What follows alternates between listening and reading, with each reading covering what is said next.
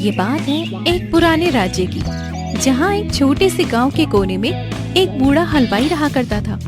नाम था रामलाल। उसका अपना कोई नहीं था। एक टूटी हुई दुकान थी, एक चूल्हा, एक तवा और एक हाथ से गूंथा हुआ जिंदगी का अनुभव। पर अकेले नहीं था वो।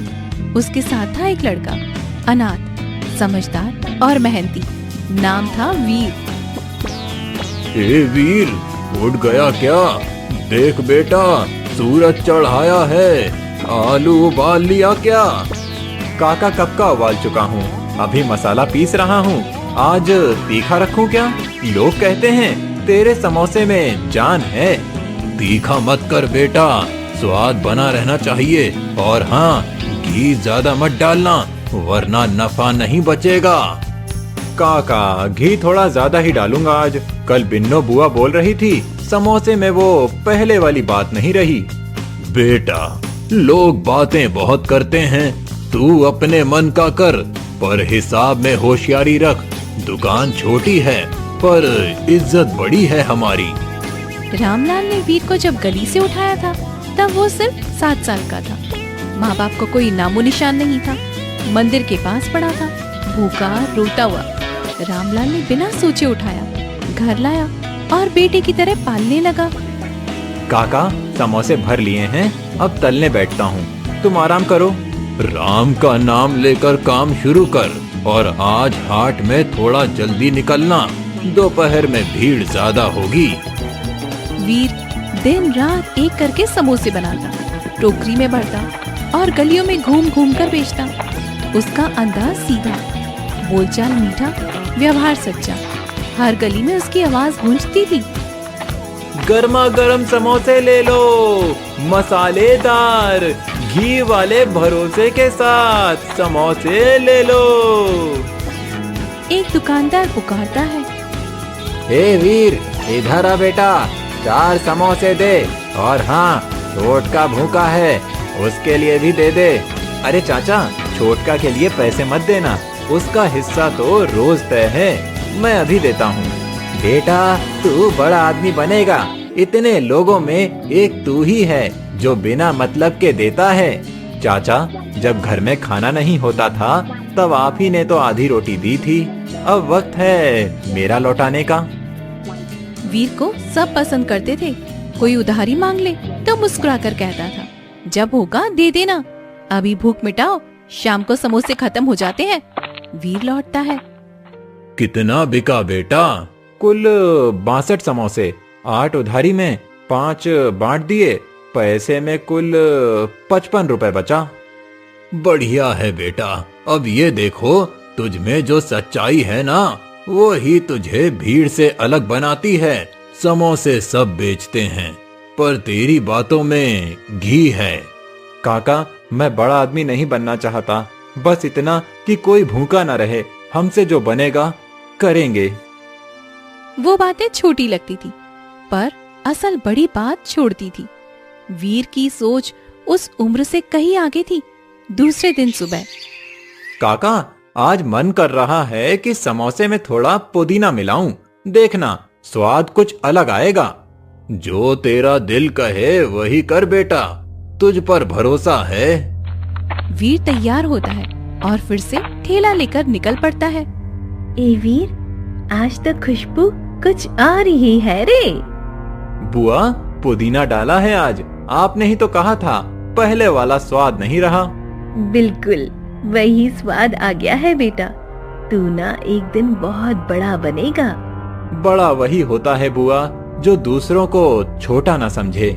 गांव में सब कहते थे समोसे वाला लड़का कुछ अलग है, गरीब है पर रॉयल चॉइस है इसकी। उन्हीं गलियों में एक दिन 2 अजनबी लोग आए, चुपचाप वीर को समोसे बेचते देख रहे थे। वीर समोसे बेच रहा था, रोज की तरह टोकरा सिर पर, कंधे पर गमछा, चेहरे पर हल्की मुस्कान और आवाज में अपनापन। गर्मा गर्म समोसे ले लो, मसाले वाले, घी वाले, भरोसे वाले, गर्मा गर्म समोसे ले लो। सड़क किनारे 2 आदमी खड़े थे, साधारण कपड़े, नजरों में गंभीरता। यही है क्या वो लड़का जिसके बारे में लोगों से सुना था? शक्ल और सूरत से तो कुछ खास नहीं, पर बातों में ठहराव है। देखो कैसे हर किसी से बात कर रहा है जैसे अपना हो। उसी वक्त एक बूढ़ी औरत लड़खड़ाती हुई वीर के पास आई। बेटा, 2 समोसे हैं तेरे पास? सुबह से कुछ नहीं खाया है। अम्मा, पैसे हैं क्या या उधारी लिख दूं? ना, पैसा है ना घर है, भूख लगी है बस। आपने मांगा ही क्या। लो समोसा लो, और गरम है, धीरे धीरे खाना। बेटा, तू खुद भूखा लग रहा है, तू खा लेना पहले। अम्मा, पेट से बड़ी भूख और कोई नहीं होती। आप खाइए, मैं बाद में खा लूंगा। वो 2 अजनबी चुपचाप सब देख रहे थे। उनकी आंखें एक दूसरे से मिली। इशारा हुआ, समझ पड़ी। ए लड़के। जी बाबूजी। 2 समोसे देना, और हाँ, ये जो दे रहे हो ना, उसमें झूठ मत मिलाना। बाबूजी, घी कम कर दूंगा, पर झूठ नहीं बोलूंगा। समोसे में नमी चली जाती है, पर ईमान में नहीं। तू रोज यही करता है क्या? जी, हर रोज बनाता हूँ, बेचता हूँ। कोई भूखा हो तो मुफ्त में दे देता हूँ। कभी सोचा है कि इससे ऊपर भी कुछ हो सकता है? ऊपर मतलब? मुझे रोटी मिल रही है और किसी की दुआ भी। इससे ऊपर क्या चाहिए बाबूजी? अगर हम कहें कि तेरी जिंदगी बदल सकती है तो? बदल सकती है? बाबूजी, मेरी जिंदगी तो रामलाल काका ने बचाई थी। अब जो चल रही है वही बहुत है, पर अगर बदलाव किसी और का पेट भरने से हो तो सोचूंगा। अजनबियों ने पैसे दिए, समोसे लिए और बिना कुछ कहे आगे बढ़ गए। लेकिन उनके मन में हलचल थी। शाम को वीर घर पर लौटा। कैसा रहा बेटा आज? काका, सब ठीक था। समोसे जल्दी बिक गए, पर 2 अजीब आदमी मिले। बात भी अजीब की। कैसी बात? बोले जिंदगी बदल सकती है। मैं समझा नहीं कि क्यों बोले। बेटा, जब लोग बिना मतलब की बात करें तो समझ लेना, या तो कुछ छुपा रहे हैं या कुछ बड़ा सोच रहे हैं। पर मैं क्या सोचूं काका, मैं तो बस समोसे बेचता हूँ और आपसे बातें करके दिन पूरा हो जाता है। यही तो बात है वीर, जो छोटे काम को इज्जत से करता है वही बड़ा काम संभाल सकता है। वहीं दूसरी तरफ राजमहल में। महाराज, हम वापस आ गए और जिस लड़के की बात आपने सुनी थी वो मिल चुका है। क्या देखा आपने? वो समोसे बेचता है पर दिल बांटता है, भूख देखता है, सवाल नहीं करता, मदद करता है, बदले में कुछ नहीं मांगता। वीर, वीर। क्या वो हमें पहचान गया? नहीं महाराज, हमने भी अपना नाम नहीं बताया, लेकिन उसकी हर बात में सच्चाई दिखी। एक बार महल बुलाया जाए? नहीं, अभी नहीं। पहले मैं खुद देखना चाहता हूँ वो कैसा है, जब उसे कुछ पता नहीं होता। राजा ने तय कर लिया था, अब वो खुद जाएगा, बिना रथ, बिना राजसी कपड़ों के, एक आम इंसान बनकर। अगली सुबह वीर रोज की तरह उठा, समोसे बनाने की तैयारी की। उधर राजमहल में राजा बलबीर सिंह भी अब आम वेश में निकलने को तैयार थे। मंत्री जी, आज कोई सवारी नहीं, कोई रक्षक नहीं, बस एक आम आदमी की तरह जाना है। महाराज, कोई पहचान गया तो?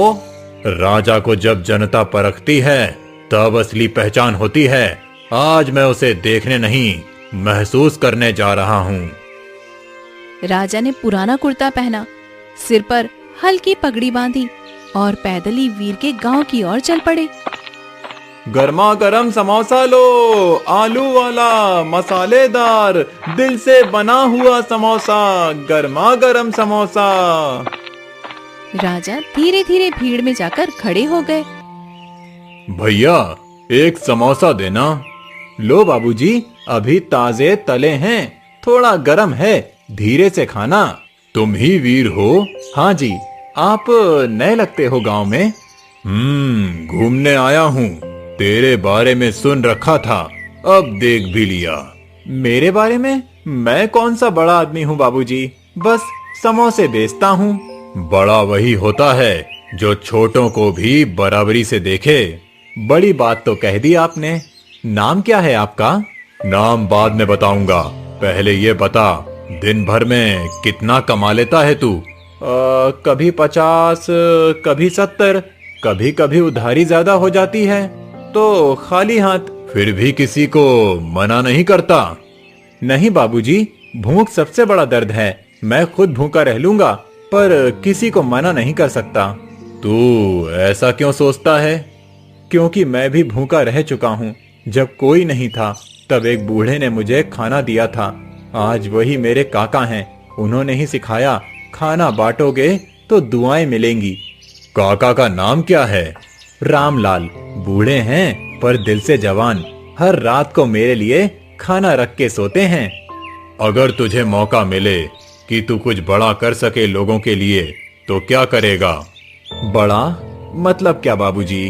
कुर्सी रुतबा नहीं चाहिए, पर अगर मुझे इतने पैसे मिल जाएं कि हर रोज 100 लोगों को खिला सकूं, तो वो बड़ा काम होगा मेरे लिए।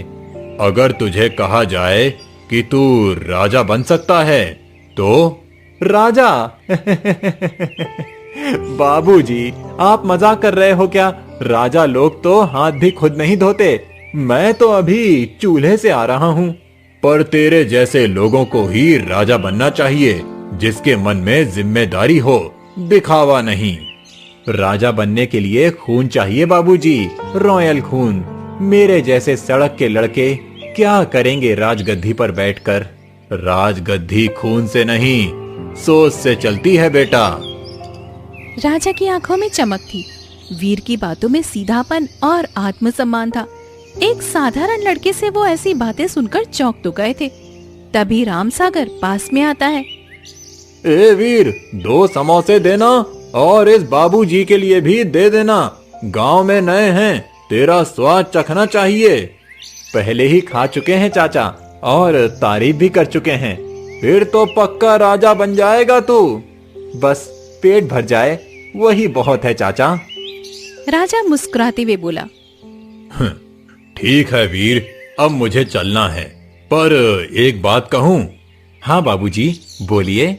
बहुत जल्दी ही कोई बुलावा आएगा महल से, तब याद रखना वो मजाक नहीं होगा। महल से? मेरे लिए? बाबूजी, आप कौन हो? जिस दिन मिलेगा बुलावा, उस दिन मेरा नाम भी पता चल जाएगा। राजा वहाँ से निकल गए। वीर कुछ देर वहीं खड़ा रहा। उसके दिमाग में वो शब्द घूमते रहे। राजगद्दी खून से नहीं, सोच से चलती है बेटा। वीर की सुबह अब भी वैसी ही थी। चूल्हा जलाना, आलू उबालना, मसाला पीसना और समोसे भरना। लेकिन पिछले दिन की उस अजनबी की बात अब भी उसके मन में घूम रही थी। बहुत जल्दी कोई बुलावा आएगा महल से। उसी वक्त दरवाजे पर दस्तक हुई। काका, कोई है बाहर? मैं देखता हूँ। दरवाजा खोलते ही सामने खड़ा था एक शाही दूत। नीला कुर्ता, सिर पर चिन्ह लगा साफा। क्या यही वीर का घर है? जी, मैं वीर हूँ। बोलिए। राजमहल की ओर से आपको आमंत्रण आया है। कल सुबह 7 बजे आपको महल पहुँचना है। महाराज स्वयं मिलना चाहते हैं। महाराज? लेकिन क्यों? हुक्म है, कारण पूछना मना है। बस समय से पहुंचना अनिवार्य है। दूत मुड़कर चला जाता है। काका, ये मजाक है क्या? महल बुला रहा है मुझे। बेटा, शायद अब तेरी मेहनत बोलने लगी है, और ये वही बात है ना जो उस बूढ़े ने परसों बोली थी। हाँ काका, वही जिसने कहा था बहुत ही जल्द बुलावा आएगा। तो तैयार हो जा बेटा, ये आम बात नहीं है। अगली सुबह। ये कुर्ता पहन ले, साफ है। जूते भी धो दिए हैं। सिर ऊंचा रख और जैसा सोचा है वैसा ही बोल। काका, मैं डर रहा हूँ। अगर उन्होंने गलतफहमी से बुलाया हो तो सच बता देना बेटा। डर उसी को लगता है जो झूठ बोलता है। तू बस सच्चा रहना। वीर पैदल ही महल की तरफ निकल पड़ता है। रास्ते में हर कदम उसके दिल की धड़कन तेज हो रही थी। महल के मुख्य द्वार पर पहुंचकर, नाम वीर, बुलावा आया है मेरा। भीतर आइए। महाराज दरबार में आपका इंतजार कर रहे हैं। वीर दरबार में पहुंचता है। महाराज पहले से ही वहां पर मौजूद थे। तुम ही वीर हो? जी महाराज, पर क्या गलती हो गई मुझसे? गलती नहीं बेटा, अच्छाई ने तुम्हें यहाँ तक पहुँचा दिया। मैं समझा नहीं। मैं तो बस समोसे बेचता हूँ, किसी को भूखा देख नहीं पाता, बस इतना ही। यही सबसे बड़ी बात है। आजकल लोग कुर्सी के लिए झूठ बोलते हैं और तू बिना कुर्सी के सच्चाई में जीता है। महाराज, आपके जैसे बड़े लोगों से मिलना ही मेरे लिए बहुत है। आप मेरा नाम कैसे जानते हैं? मैंने खुद तेरे समोसे खा के देखा, तुझे देखा, तेरा व्यवहार देखा, तेरा दिल देखा। आप वही हैं, वो बाबूजी जो बोले थे कि बुलावा आएगा? हाँ बेटा, वही हूँ मैं। वीर कुछ पल के लिए चुप रहता है। महाराज, मैंने कभी नहीं सोचा था कि कोई राजा मुझसे इस तरह मिलेगा। मैं राजा हूँ बेटा, पर इंसान भी हूँ, और इंसान की पहचान आँखों से नहीं, दिल से होती है। मैं यहाँ क्या करने आया हूँ महाराज? कुछ दिन हमारे साथ रहो, बात करो, देखो, समझो, ये महल, ये दरबार सब महसूस करो, उसके बाद कुछ तय करेंगे। मुझे कोई बड़ी कुर्सी नहीं चाहिए महाराज, मैं तो आज भी समोसे बना सकता हूँ। इसीलिए ही तुझे बुलाया है। तुझ में वो है जो बड़े बड़े राजघरानों में भी नहीं होता। वीर की आंखें भीग गईं, पर उसने आंसू पोंछ लिए। उसके मन में सवाल था, लेकिन अब डर नहीं था। महाराज, एक बात पूछूं? पूछो। अगर मैं इस सब के लिए लायक ना निकलूं तो क्या होगा? तो हम तुझे सलाम करेंगे, क्योंकि तूने खुद को नहीं बदला। वहीं बैठा वीर अब किसी राजा से कम नहीं लग रहा था। न उसके कपड़े बदले थे, न उसकी चाल, पर उसके भीतर एक बदलाव शुरू हो चुका था। अब वीर महल में रह रहा था। कोई महंगे वस्त्र नहीं, न ही किसी खास कमरे की मांग। वहीं एक कोने में चारपाई पर सोता, सादा खाना खाता और सबके साथ आम व्यवहार करता। वीर भैया, महाराज ने आज आपको मंत्रियों की सभा में बुलाया है। सभा में? हम जैसे अनपढ़ को वहाँ क्यों? महाराज ने खास तौर पर नाम लिया है, समय पर पहुँचना जरूरी है। सभा में वीर, आज इस दरबार में एक मुद्दे पर चर्चा होगी। हम चाहते हैं कि तुम भी सुनो और अपने मन की बात कहो। महाराज, मैं तो बस समोसे वाला हूँ, दरबार की बात क्या समझूंगा? दरबार की बात जरूरी बात होती है, जनता का भला, और तुम जनता की आवाज हो। महाराज, गांव के कुएं सूख रहे हैं, नया तालाब बनवाने का प्रस्ताव है, लेकिन इसके लिए कुछ किसान की जमीन अधिग्रहित करनी पड़ेगी। लेकिन बिना मुआवजा दिए अगर जमीन ली गई तो लोग भड़क सकते हैं। वीर, तुम क्या सोचते हो?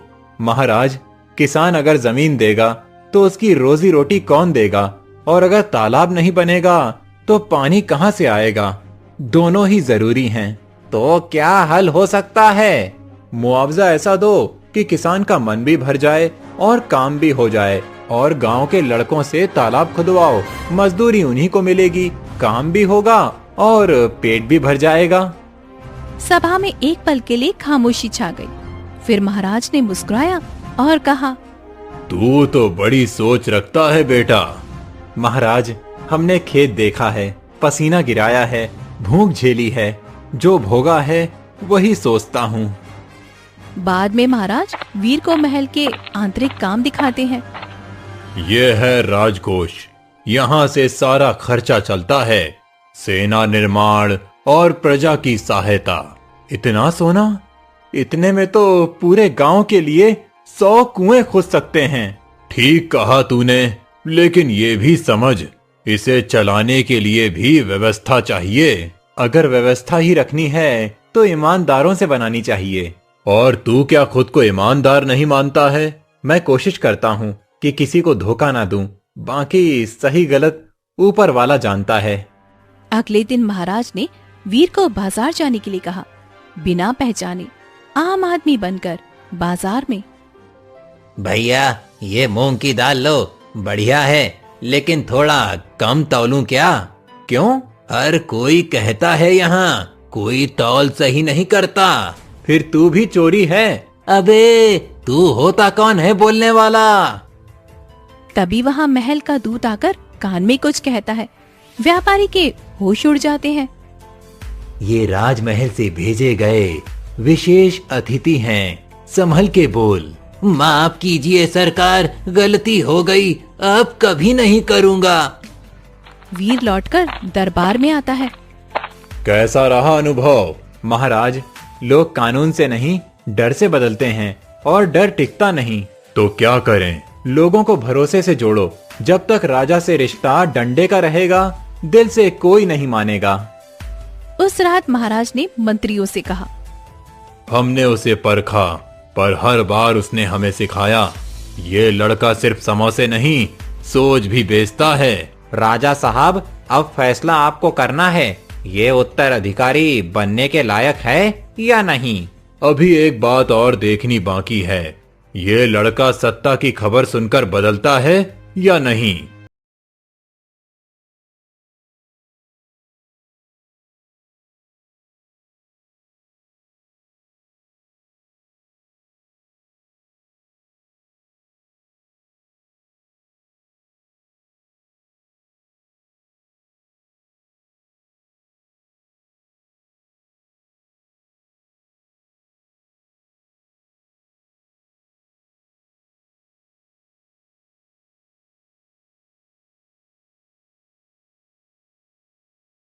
रास्ता चुने।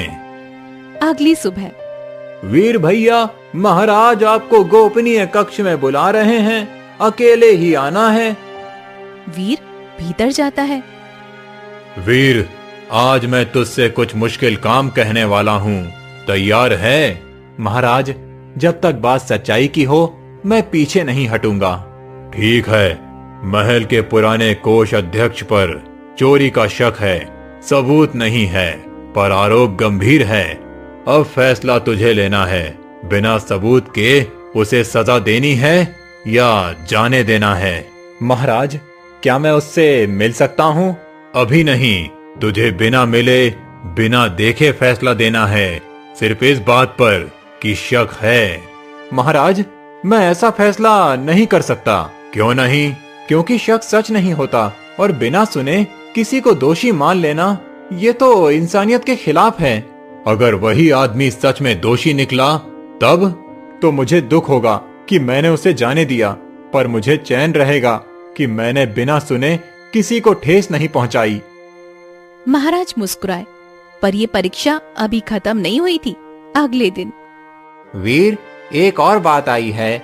रामलाल काका के खिलाफ शिकायत आई है कि उन्होंने गांव के बाहर की जमीन पर अवैध कब्जा कर लिया है। क्या बकवास है ये? हम नहीं जानते सच क्या है, लेकिन नियम है, जिन्होंने कानून तोड़ा उसे सजा मिलनी चाहिए, चाहे वो कोई भी हो। मैं जानता हूँ काका को, उन्होंने मेरी परवरिश की है, पर अगर वो सच में दोषी हैं, तो मैं उन्हें खुद लेकर आऊंगा। तो क्या तुम उन पर विश्वास नहीं कर रहे? मैं काका पर भरोसा करता हूँ, लेकिन न्याय पर आंख मूंदकर भरोसा नहीं चलता। पहले सच जानूंगा, फिर फैसला करूंगा। उसी शाम। बेटा, तू मुझसे पूछे बिना मेरा नाम दरबार में ले आया।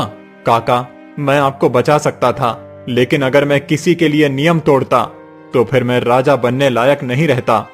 बेटा, तुझ में रत्ती भर भी लोभ नहीं है। अगर तू खुद मुझ पर सख्त हो सकता है तो तू सब पर न्याय कर सकता है। अब महाराज का आखिरी और सबसे कठिन इम्तिहान बचा था। अगले दिन। वीर, सोचो कि अब मैं थक चुका हूँ और आज ही इस राजगद्दी को किसी को सौंपना है। तो आपको ही चुनना होगा महाराज। नहीं, मैं नहीं, तुझे चुनना है, खुद को या किसी और को। तेरे नाम की चर्चा है, पर तू ही फैसला कर। महाराज, मैं खुद को नहीं चुन सकता। क्यों? क्योंकि मैं उस कुर्सी का सपना लेकर नहीं आया था। मैं समोसे वाला था और आज भी मैं दिल से वही हूँ। अगर लोग मुझे राजा देखना चाहते हैं तो ठीक है, लेकिन मैं खुद को राजा घोषित नहीं कर सकता। मेरा काम जनता की सेवा है, ना कि गद्दी की लालसा। दरबार में सन्नाटा था। महाराज उठे, वीर के पास आए और उसके सर पर हाथ रखा। आज से तू मेरा बेटा है और इस राज्य का उत्तराधिकारी भी, क्योंकि जो खुद को राजा कहने से डरे वही असल में राजा बनने लायक होता है। वीर को उत्तराधिकारी घोषित करने के बाद पूरे दरबार में सन्नाटा पसरा हुआ था। कुछ चेहरे शांत थे, कुछ में असहमति और कुछ अब भी विस्मय में डूबे थे। राजा आसन पर बैठ गए, लेकिन वीर अब भी वैसे ही सिर झुकाए खड़ा था। महाराज, निर्णय आपका है और हम उसका सम्मान करते हैं, परंतु क्या ये उचित नहीं होगा कि जनता की राय भी ली जाए? आखिर वही इस राज्य की आत्मा है। जब मैंने वीर को परखा तब मैं ही जानता था, मैं ही राजा। अब जब वो मेरे स्थान पर आने वाला है तो सब कुछ जनता के सामने ही होगा। राजा बनना आसान नहीं होता, सम्मान करना पड़ता है, परंपरा निभानी पड़ती है। ये लड़का उस लायक नहीं लगता। मैंने कभी खुद को लायक नहीं माना, लेकिन जो कुछ भी मुझे मिला है वो आपके सामने है। मैं लड़ नहीं सकता, लेकिन न्याय कर सकता हूँ। मैं राजसी भाषा नहीं जानता, लेकिन सच बोलना जानता हूँ। तुम्हें लगता है कि ये सब तुम्हारे लिए बहुत बड़ा है?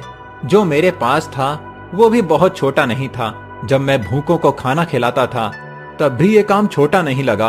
अब अगर गद्दी मिली है तो उससे किसी का पेट भर सके तो वही मेरी जीत होगी।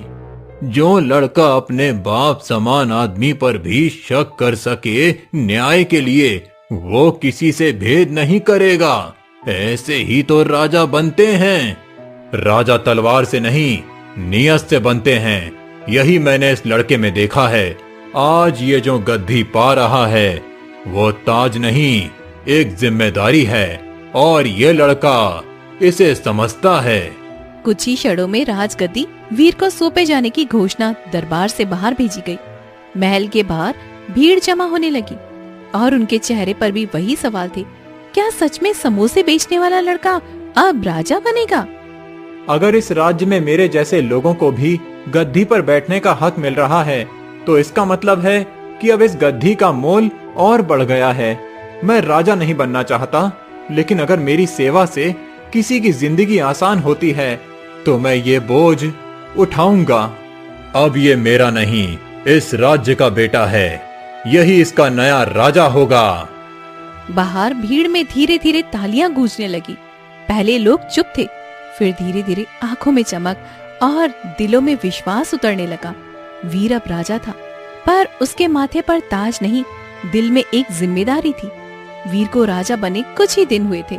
महल की हर दीवार उसे नया लग रहा था, पर उसका दिल अब भी वैसा ही था, साफ, सीधा और सेवा में जुड़ा हुआ।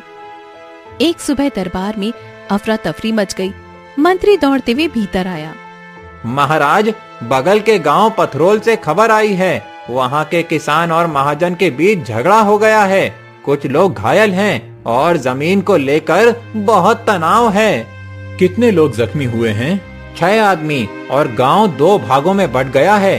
कोई कहता है जमीन उनकी है, कोई कहता है दस्तावेज जाली हैं। जमीन इंसान से बड़ी नहीं होती।